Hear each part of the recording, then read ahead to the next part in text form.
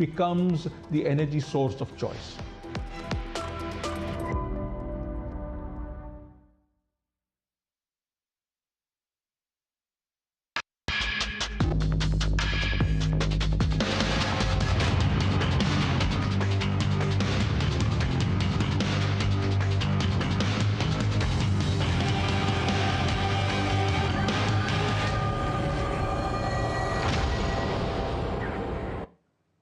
Hello and welcome to Sports Buzz with me, Deepika, your daily half-an-hour window that brings you all the latest news and updates from different sporting arenas. In the next half an hour, we're going to bring you the latest from the ongoing ICC Men's Cricket World Cup. We will also get you the latest from the ongoing 37th edition of National Games, tennis and a lot more. Let's quickly get started with top headlines of the hour. Afghanistan squares with Australia as both of them eye a spot in the semi-finals. The play is being played at Mumbai's Wankhede Stadium today.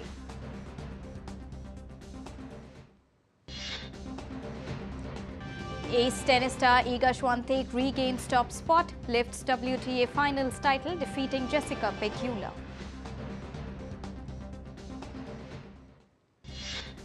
And triathlon, golf, beach handball gets underway at the ongoing 37th edition of National Games in Goa. With just 2 days to go to the closing ceremony, Maharashtra continues to dominate the points table. And now in Sports Buzz, let's get you all the updates from the ICC Men's Cricket World Cup.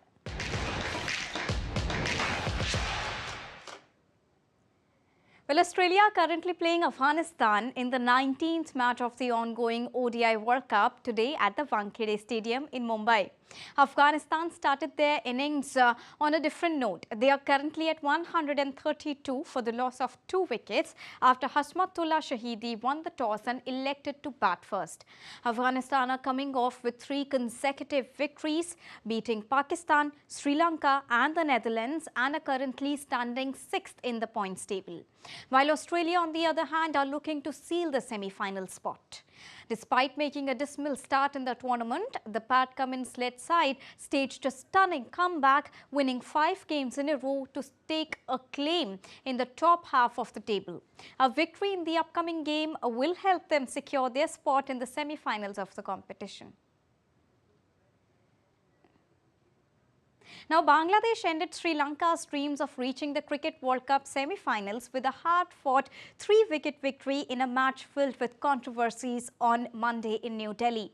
The victory meant that Bangladesh grabbed the 7th spot in the standings, while Sri Lanka fell to 8th. While both the sides cannot reach the knockout stage in this competition, the fight for a spot in the Champions Trophy continues here.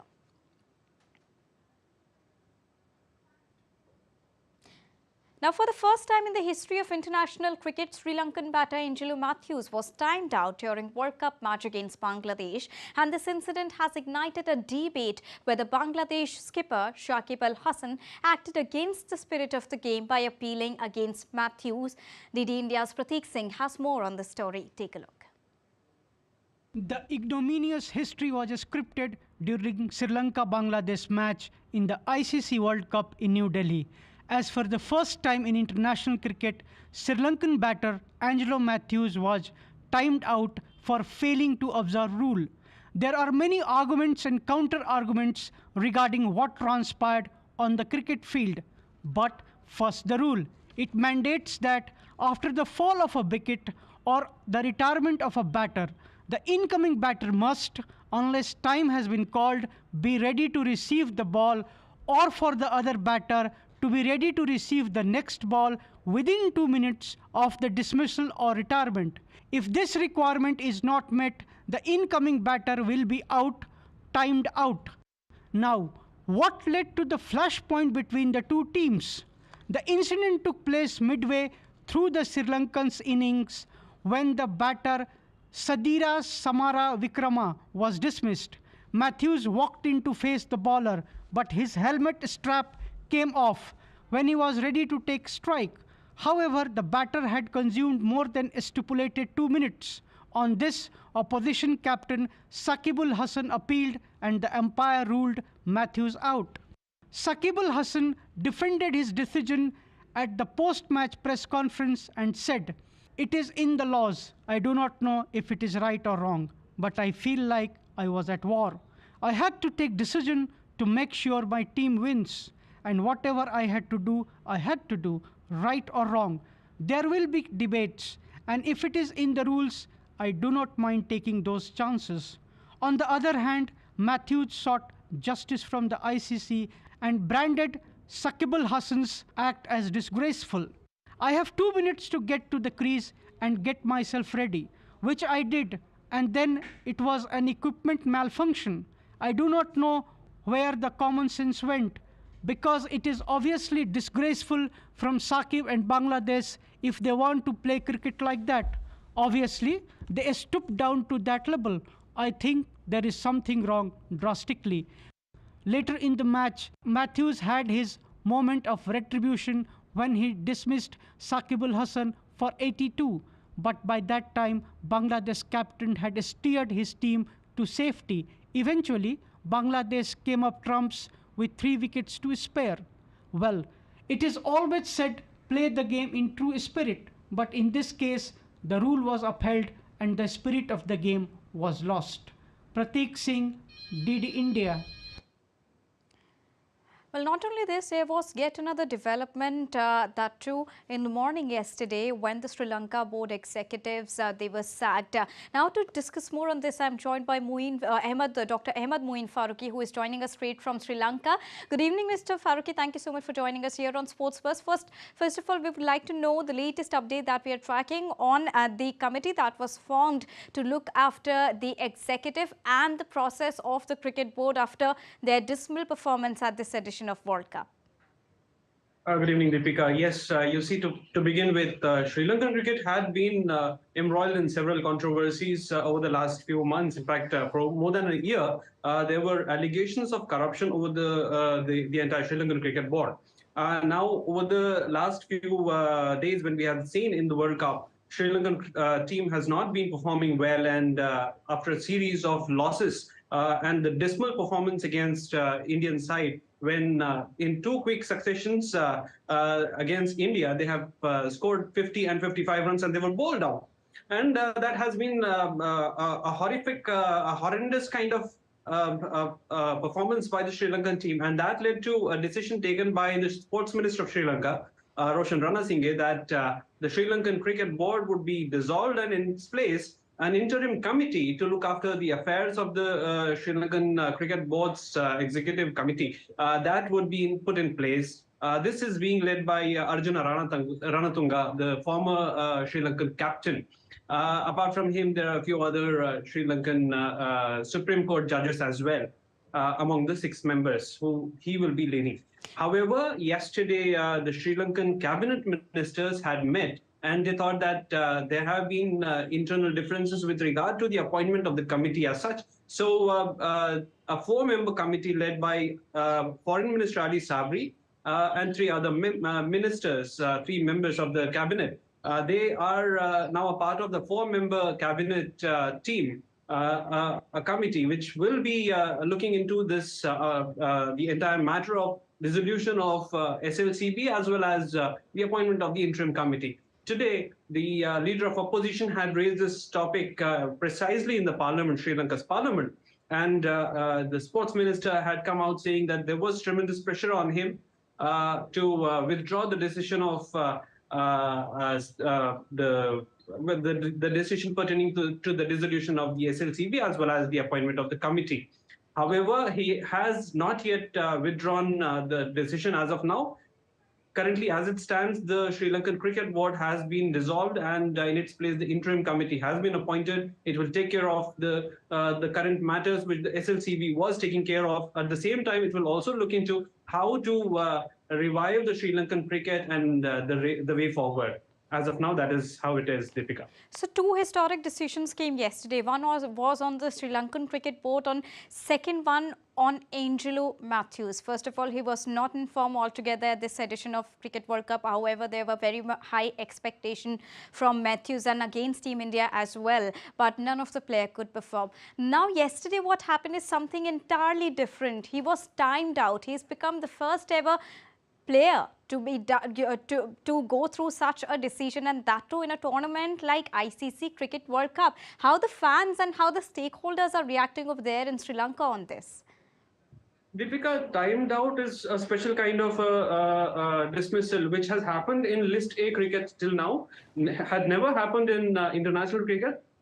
This was the first instance. Yes, you're right. This has been the first instance for a batter to have been dismissed as timed out. So Angelo Mathews, the former Sri Lankan captain, him getting timed out at a crucial juncture, it has been viewed, entire Sri Lanka has perceived this as a loss of the spirit of the game as such. In fact, many experts have come out saying that it was probably incumbent upon the opponent team, Shakib Al Hasan, to come forward and look at the circumstances in which such kind of a thing had happened with the strap of the helmet coming off, the technicality into it. And they hope that there was some better sense would prevail.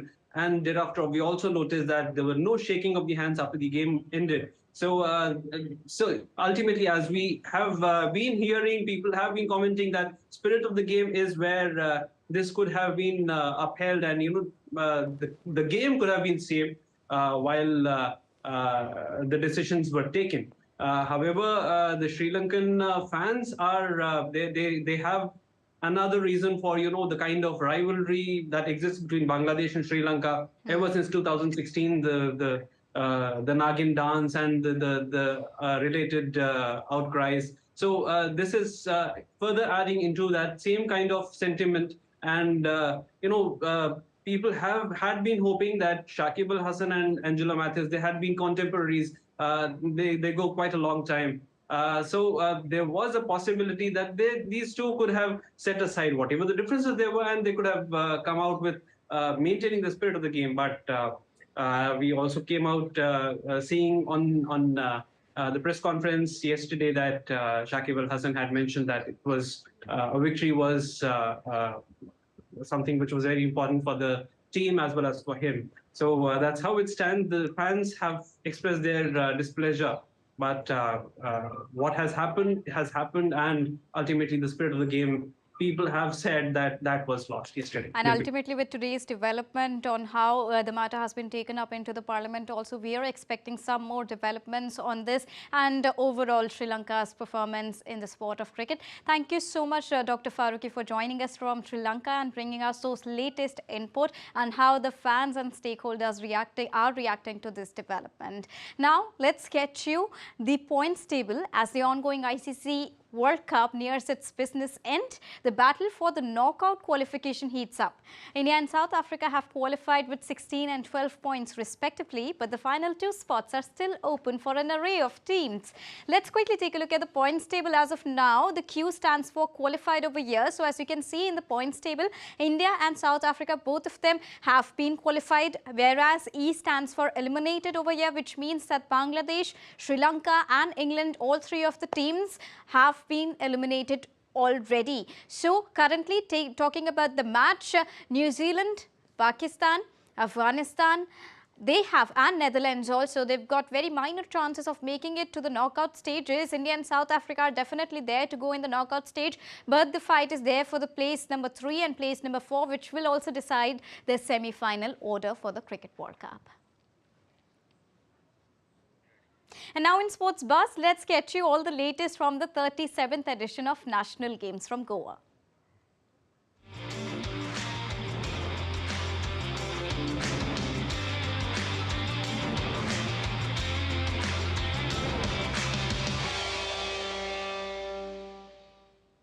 Lagori, a traditional sports, has been included as a demonstration sport at the National Games for the very first time. Also called as Pittu in North India, the sports was included looking at its pan-India popularity. Here's a report by Suchitra Bharadwaj that tells you all about the sport that has been included for the very first time at this edition of National Games. Lagori has been included as a demonstration sport in the national games for the first time. Lagori, or seven stones, is an outdoor game popular among the teenagers across the country. It is known by different names as Pittu in North India, Satolia in Gujarat, Yedu Pankalota in Andhra Pradesh, Edu Kallu in Tamil Nadu and Eripantu in Kerala. It was included in national games looking at its pan-India popularity.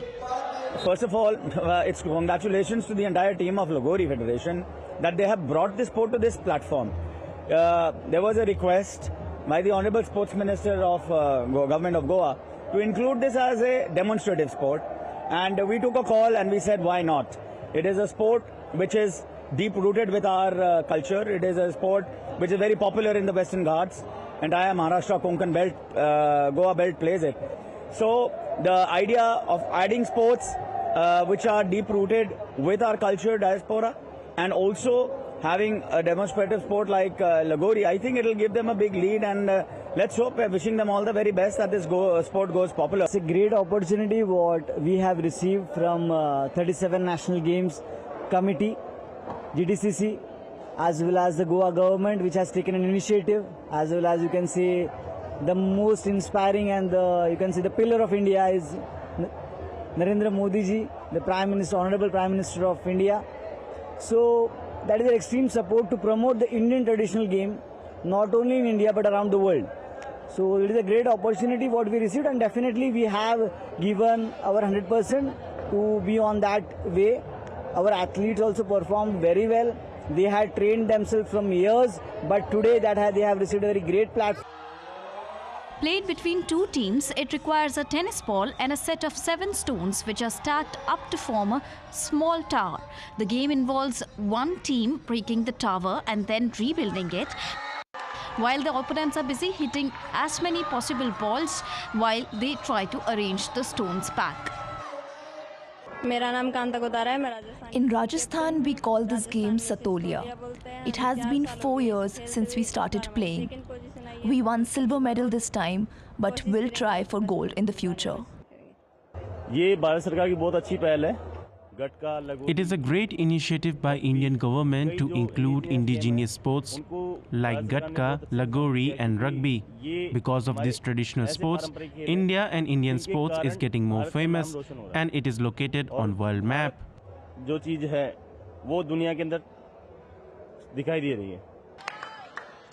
The crowd enjoyed watching the Lagori matches to the fullest. It took them back to their childhood. We used to play this game in our childhood. It has returned back. Now every child will get to know about the fun of playing this sport. I'm extremely happy that Lagori is included and it seems like our childhood has returned. This game must be there in school and played by every child. This game is quick, requires speed, movement. It is getting set very nicely. Players are getting opportunity at this platform. It is very well organized in Goa. I hope Goa will host the game in future too. All the best. There are prizes to be won in demonstration sports as well, but the medals won't be added to the state's tally. In the girls' finale, Haryana defeated Rajasthan, while in the boys' finale, the hosts Goa defeated Maharashtra.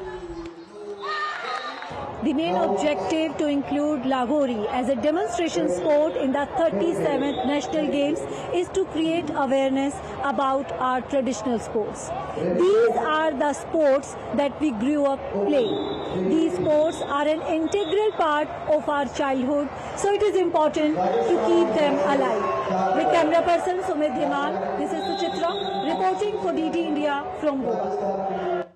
Now, it was Goa's Sports Minister Govind Gowde's initiative to include Lagori as a demonstration sport at the ongoing edition of National Games. He is also really happy that the sports received a huge response from the fans. In an exclusive conversation with DD India correspondent Suchitra, the Sports Minister said he expects to see Lagori in the medal category as well. Lagori is included in the 37th National Games for the first time as a demonstration sport, and we just saw the kind of enthusiasm we see for maybe cricket in India for Lagori in the national games. And we have with us Goa Sports Minister, Mr. Govind Gode, who took the initiative of including Lagori in the national games. Sir, the kind of enthusiasm we saw in the spectators, never seen before. Yeah, it is an outstanding game over here, Lagori, which is the traditional sports of the Goa and Maharashtra as my knowledge is concerned. This is the first time has been introduced as a demo sport as being Goa is a host for the 37th national game. It was a very exciting game where we cannot predict, even the tough team is there, who is going to win and what is the last count or how this game is. Definitely, I am proud to be a Goan, and this traditional game has been introduced in the 37th national game. I am very much thankful to the Indian Olympic Association, who has honored our request for introducing this Lagori game as far as Goa is concerned. And most of the spectators, they have some childhood memories related to this sport. We were talking to them and everyone was thinking of their childhood. So what was your motto when you tried to include this sport? Yeah, definitely we have to always promote our childhood games, the traditional games, so that they may realize, they may recognize the memories what they have then spared in the childhood days. And definitely every sport has got a meaning, it has got some rhythmic style. And definitely all the players cannot be participating in an individual game or in a one game itself. As many as games we are going to introduce, we are going to get the more participation, and definitely the enthusiasm amongst the participants or the athletes is going to be increased. In this edition, it is included as a demonstration sport. Do you see it being included in the medal category in the near future? Definitely in the near future, we have to, or the Indian Olympic Association has to introduce Lagori in the medal tally, as this sport is played or was playing during our childhood in the every courtyard of the Goan house and the Maharashtra house, where when we are going to taking the platform or walking or running in this area. Now the rules and regulation has been changed apart from our early age, but definitely this Lagori is going to be kicked in the entire nation as far as my knowledge is concerned, and definitely we have to promote our traditional sport so that there will be a bond, a cultural bond among the entire India, so that one nation, one future, one family. This is the concept that they already wanted to be get into the sports. Thank you so much. And now let's go across to Suchitra, who's joining us from Goa. Good evening, Suchitra. Thank you so much for joining us here on Sports Bus. What is the latest sport that you're tracking for us? We would like to know more about the beach handball. Good evening, Deepika. As you can see behind me, today we are at the beach handball venue, and you know that Goa is known for the sun, sand and the beaches. So today we are here, and I would like my camera person to pan the camera to show you the beautiful view here. The beach handball is being played at the Miramar beach, and the locals who have come here, the Miramar beach is like part of their daily routine. They come here every day for their evening walks to spend evenings with their family. But today when they have come here, it's like a beautiful surprise for them because they can watch beach handball also. So beach handball was not included in the last edition of the national games that were held in Gujarat because there was some controversy related to the National Association. But now it's making a comeback in the national games this year. So the Handball Association is really happy because if we talk about beach handball, not many people know that our women team is performing really well in the beach handball in the international events. Our youth team, our junior women's team, they won the silver medal in the beach handball Asian Championship last year, and they also qualified for the World Championship. And our senior women's team is also also doing well at the international level. They won a bronze medal in the Asian Championship last year, and beach handball is really popular all around the world. If we talk about the sports that attracts viewers, that attracts spectators, beach handball is definitely at the number 2 sport, we can say, whenever the beach events take place. And handball is very popular in Europe. It's the second most popular game in Europe after football. So we always say that we are developing a sports ecosystem in India. So we have to try our chances in a variety of sports, and it's good to see. You can see the crowd enjoying the beach handball matches. So it's really important to provide them an opportunity to watch these matches up close and personal, so that they can learn about these games. They should know how their teams are performing at the international level in these games, and that's only when we are on the right way to become a sporting superpower. And also to tell our viewers that operationally it is really difficult to manage and to hold such sort of games, and that too in Goa. Thank you so much, Suchitra, for bringing us those amazing visuals from Goa and a very comprehensive report on how beach handball is making a difference at this edition of National Games. Now moving on in Sports Buzz, let's get you update from the world of cricket. Punjab won its maiden T20 Syed Mushtaq Ali Trophy, defeating Baroda in the finals by 20 runs. Anmolpreet Singh scored a blistering 113 of 61 balls to power Punjab to 223 runs for a loss of 4 wickets. However, in the beginning, Punjab was in a spot to bother when Baroda dismissed their openers Prabsimran Singh and informed Abhishek for 0 and 9 runs. Anmolpreet and captain Mandeep Singh steadied the innings as they added 62 runs for the 3rd wicket. In reply to this, Baroda had a smashing start as they went after the Punjab bowlers. They were aided by sloppy ground fielding and also dropped few catches. However, in the 19th over, left-arm medium pacer Arshdeep took 3 wickets to set up a victory for Punjab team. Punjab had won their last national cricket title way back in the year 1993 when they won the Ranji Trophy. Moving on to tennis, Iga Świątek regained her world #1 ranking on Monday. Świątek dominated Jessica Pegula by 6-1 and 6-0 and won the season-ending WTA Finals on Monday. Świątek ended the season on an 11-match winning streak and will finish the year in the top spot for the 2nd year in a row, having lost a position to Sabalenka after the US Open. The 22-year-old Polish tennis star collected 6 out of a total 17 career titles this season as she retained the French Open crown to lift her 4th Grand Slam trophy. The International Hockey Federation has announced the Olympic Game qualifiers that will begin from the 13th of January to the 21st of January next year. India will compete against Germany, New Zealand, Japan, Chile, United States, Italy and Czech Republic. The top 3 teams will qualify for the Olympic Games to be held in the year 2024 in Paris. 8 of the teams are Belgium, Great Britain, Spain, South Korea, Ireland, Canada, Malaysia and Ukraine, who will compete on the same dates in Valencia, with the top 3 earning the Paris spots. The confidence of Indian women's hockey team will be sky high after they won the Asian Champions Trophy recently. And with this, it's a wrap here on Sports Buzz for now, but news and updates will continue here on DD India. So don't go anywhere. Keep watching and keep tracking DD India for all latest news and updates from the country and the world. Thank you so much for joining us.